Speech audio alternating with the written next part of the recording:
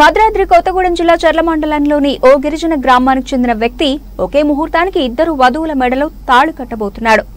కుర్నపల్లి గ్రామ పంచాయతీకి చెందిన కోయి గిరిజనుడు వ్యవసాయ కూలీ మడివి సత్యబాబు అదే గ్రామానికి చెందిన సునీతతో పాటు దోసళ్లపల్లికి చెందిన స్వప్న కుమారుని ప్రేమించాడు. ఈ క్రమంలో స్వప్నతో వివాహం జరిపించేందుకు ఇరు కుటుంబాల పెద్దలు నిశ్చయించగా విషయం తెలుసుకున్న సునీత నిలదీసింది.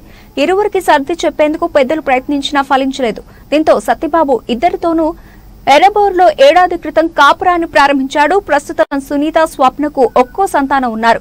కోయి గిరిజనుల్లో కొన్ని తెగల వారు కొంతకాలం కలిసి కాపురం చేశాక వివాహం చేసుకోవడం ఆనవాయితీ. ఈ క్రమంలో వివాహ విషయాన్ని నలుగురికి తెలిసేలా విందు ఏర్పాటు చేయాలని తల్లిదండ్రులు పెద్దలు సూచించారు. దీంతో సత్యబాబు గురువారం ఉదయం 7:04 ఇద్దరితో కళ్యాణ ముహూర్తమని శుభలేఖలు అచ్చు వేయించి బంధువులకు పంచాడు. దీంతో ఈ కార్డు సామాజిక మాధ్యమాల్లో వైరల్ గా మారింది.